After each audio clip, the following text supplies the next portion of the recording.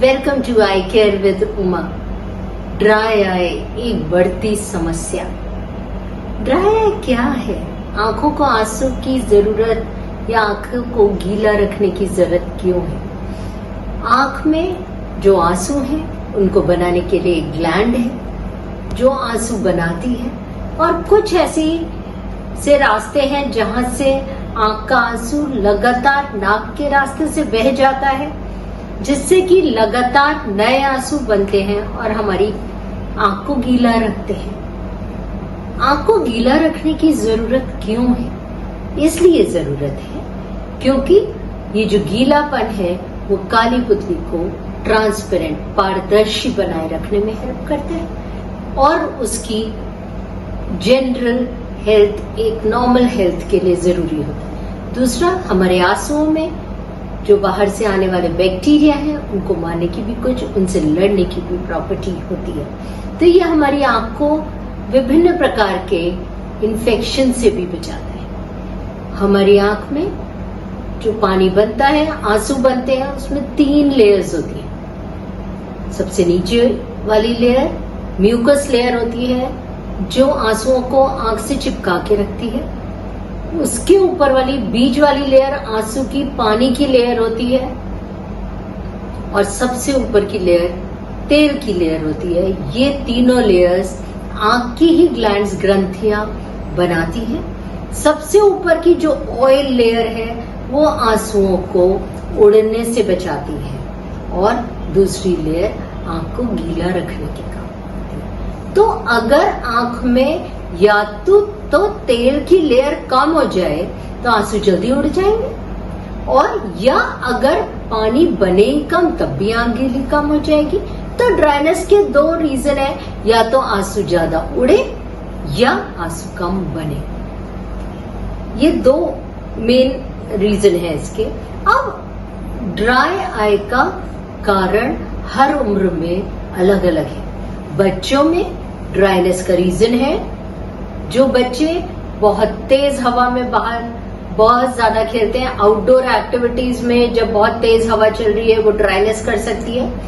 उसके 2 कारण है, डायरेक्ट विंड से भी हो सकता है और एलर्जी से भी। बाहर जाने से अगर बच्चे की आंख में एलर्जी हो गई तो वो आंख की ग्रंथियों को अफेक्ट करेगी और ड्राइनेस होने के चांसेस रहते हैं। दूसरा, जिन बच्चों के बालों में रूसी होती है उनमें भी आंख में एलर्जी बार बार होती है और ड्राइनेस बहुत जल्दी हो जाती है।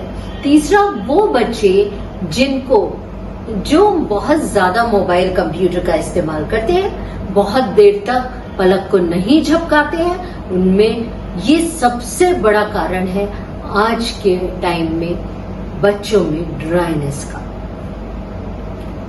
अब एडल्ट्स की बात करें तो अगर एडल्ट्स को साथ में कुछ बीमारी है जैसे डायबिटीज या थायराइड, उनमें आंख में ड्राइनेस के चांसेस होते हैं। दूसरा, प्रेग्नेंट फीमेल में भी आई में ड्राइनेस के चांसेस होते हैं।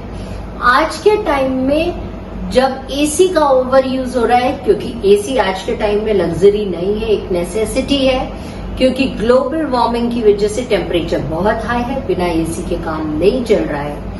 ज्यादा देर तक एसी में बैठने से भी आंखों में ड्राइनेस के बहुत चांसेस होते हैं। उसके अलावा गैजेट एक कॉमन इश्यू है हर उम्र में। मोबाइल और कंप्यूटर के ओवर यूज से भी ड्राइनेस बहुत कॉमन है।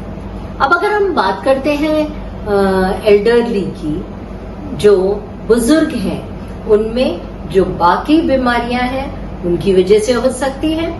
हार्मोनल चेंजेस जैसे मीनोपॉज में फीमेल्स में हो सकती है, या अगर कुछ लोग बहुत दिन तक किसी लंबी बीमारी का इलाज कर रहे हैं तो उन दवाइयों से भी ड्राइनेस हो सकती है। आंसू बनाने वाली ग्लैंड्स में भी डिजेनरेटिव चेंजेस है तो आंसुओं का बनना कम हो जाएगा। और अगर ऑयल बनाने वाली लेयर ग्लैंड्स में है तो ऑयल कम बनेगा तो इवेपोरेशन बढ़ जाएगा। तो ये कुछ खास कारण हैं जो ड्राइनेस इंड्यूस करते हैं। अब मालूम कैसे पड़ेगा कि ड्राइनेस क्या है? मरीज को आंख में जलन, बर्निंग एंड स्टिंगिंग, वाटरिंग। अब आप कहेंगे पानी ज्यादा आ रहा है तो कैसे ड्राइनेस हो गई?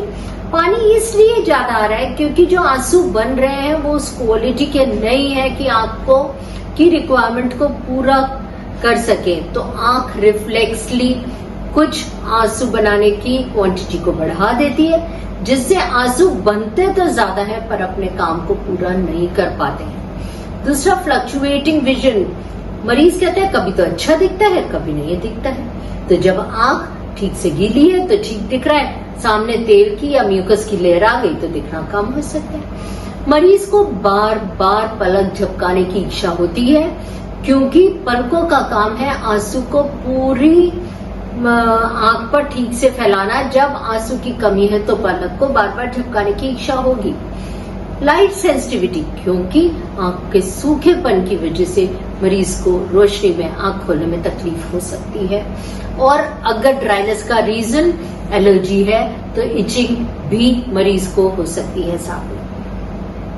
अब कैसे बचा जा सकता है इस ड्राइनेस से? अगर मान लीजिए कि हमें किसी, बहुतों को आदत, बहुत सारे मरीज आके कहते हैं डॉक्टर साहब आजकल आंख में डालने की कोई ऐसी दवा लिख दीजिए जो हमेशा डाले। तो कुछ लोगों को कोई भी दवा हमेशा डालने की आदत होती है। कुछ ऐसी दवाइयां हैं क्योंकि जो ड्राइनेस इंड्यूस कर सकती है, तो ऐसी आदत नहीं होनी चाहिए। दूसरा, local hygiene of eye and lid is very important. पलकों को साफ रखना है, आंख को बार बार धोना है, ये बहुत इंपॉर्टेंट है। और जब कंप्यूटर मोबाइल को ज्यादा देर तक इस्तेमाल कर रहे हैं तो बीच बीच में आंख को झपकाने की आदत डालनी है। कंप्यूटर जो इस्तेमाल किया जा रहा है वो या तो आंख के लेवल पर होना चाहिए या आंख के लेवल से कुछ नीचे होना चाहिए, ऊपर नहीं होना चाहिए। बच्चों को बहुत तेज हवा में बहुत देर तक बाहर खेलने से रोकना चाहिए। और अगर हम ज्यादा देर तक मोबाइल कंप्यूटर का इस्तेमाल कर रहे हैं या ऐसी जगह पर काम कर रहे हैं जहाँ केमिकल फ्यूम्स हैं तो कोशिश करना चाहिए आर्टिफिशियल टीयर ड्रॉप्स को यूज करना चाहिए। क्योंकि जो चीज अगर बचाई जा सकती है तो क्यों इलाज की नौबत आए। अब अगर ड्राइनेस हो गई है और आर्टिफिशियल ड्रॉप्स डालने से भी रिलीफ नहीं हो रहा है तो डॉक्टर को कंसल्ट करना चाहिए, अपने आई सर्जन को कंसल्ट करना चाहिए। वो एक छोटा सा टेस्ट जिसे शर्मर्स टेस्ट कहते हैं, उससे पता लगा लेंगे कि आंख में आंसू की कमी है या नहीं। ट्रीटमेंट, आजकल बहुत सारे ट्रीटमेंट मोडालिटीज आ गई हैं। आर्टिफिशियल टीयर ड्रॉप्स, उनमें अपग्रेडेड वर्जन है, साइक्लोस्कोपोरिन ड्रॉप्स आई हैं जो टीयर फॉर्मेशन को बढ़ा रहे हैं। और साथ में एक लेटेस्ट है IPL, ये एक लेजर थेरेपी है जिससे कि आंख में आंसू बनने ज्यादा पहले से बेटर बनने लगते हैं। कुछ सिटिंग्स दी जाती हैं और पेशेंट बेटर हो जाता है। ये खास तौर से जिन लोगों में आंख की ग्लैंड्स की ओपनिंग ब्लॉक हो गई है उनके लिए बहुत अच्छा है। तो इलाज बहुत सारे हैं पर केयरफुल रहना जरूरी है। आंख सुचारू रूप से काम करे, हम अपने सारे काम बहुत अच्छी तरह से कर सके, इसके लिए जरूरी है आंख को ड्राइनेस से बचाएं और उनका ध्यान रखें। आंखों को धोने की आदत डालें। गैजेट यूज करते वक्त कोशिश करें आंख को झपकाएं।